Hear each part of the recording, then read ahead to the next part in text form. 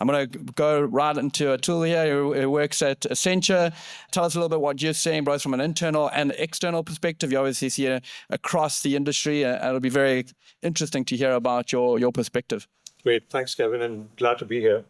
And yes, Accenture is AI forward in all our public pronouncements and the work that we're doing for our clients, and frankly, even for ourselves.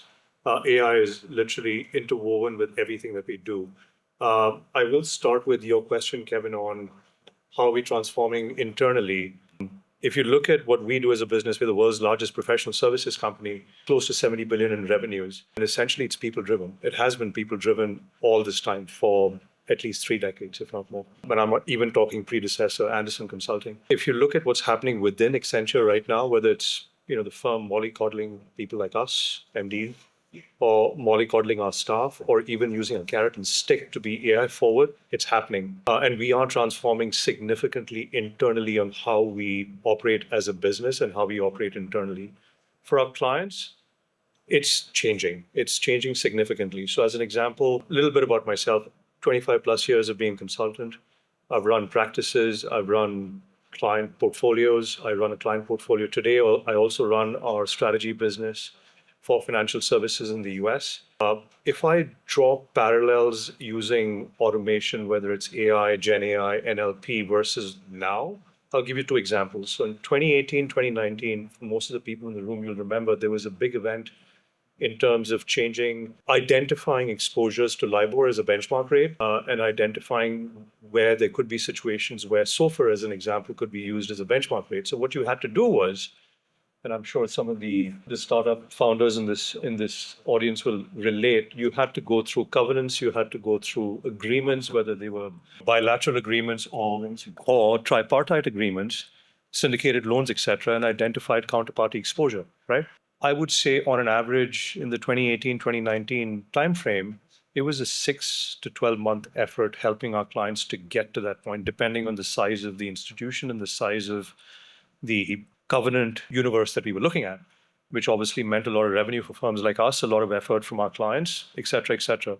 If I draw parallels with an example that was just given a few minutes ago, you could just put an LLM or a SharePoint and get to that answer. I'm simplifying it, but you could get to the answer fairly quickly. What's changing today is what we as a firm call process reinvention with the advent of AI and certainly Agentic, where processes are being transformed to be largely Agentic with humans in the loop. I'll give you an example of it's not a recent podcast, but I heard it recently. It's on the BBC. I urge you to listen to this. It's called the 𝐸𝐸 Lectures. It was a 4-part series on AI. Anyway, long story short, the guy who was delivering the podcast was the head of robotics and AI at Stanford. And somebody in the audience asked him, so what does this mean for our children? Do we need to gravitate our kids towards STEM? And he said, not really. He said, well, if Kevin's a software engineer and we leave him to his devices, the world will come to an end. He was joking. And I'm joking too, to draw a point. But you do need people like the others on this, as an example, others on this podium. I'm an ethicist, he's a philosopher, she's a linguist, so on and so forth, all to keep you in check, right? So the construct of how automation, AI, GenAI, AGI is changing is different today. It's agentic. It's actually reinventing processes to make it more efficient and hopefully more accurate. Lastly, what I would say is what we're also seeing is a term that you use, which is the advent of responsible AI, which is how do you manage to reduce bias, ensure fairness, and prove it to your internal risk stakeholders as well as regulators, and in fact, your market participants as well. Yeah, I mean, that's music to my ears. We're very similar to KPMG in the sense that we have 3 guiding core principles when adopting AI, and that's making sure it's values-driven, human-centric, and trustworthy, right? So those are the 3 guiding principles. I think they resonate with what you mentioned there.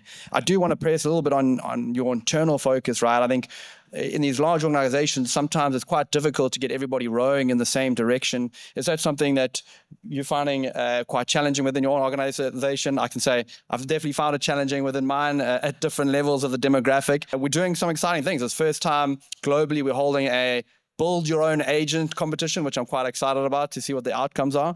But yeah, I would like to hear your view on how do you get everybody rowing in the same direction. I'll give you what's been announced publicly recently. So our fiscal year just started, and yes, as many other large companies do, every once in a while, I think it's a little too often at Accenture, we've reorged, right? And the biggest reorg we have now is to be truly AI forward. So I used two terms a few minutes ago: mollycoddling and carrot and stick. I think the mollycoddling is over. Our leadership, so Julie Sweets, the CEO, and the management team is now, I wouldn't say pushing the organization, but yes, nudging the organization to move in that direction, whether it's training, whether it's getting more articulate with our clients on what to do, whether it's assembling teams to actually answer pretty meaningful AI discussions with our clients. And frankly, even using our internal AI tools, and there's many.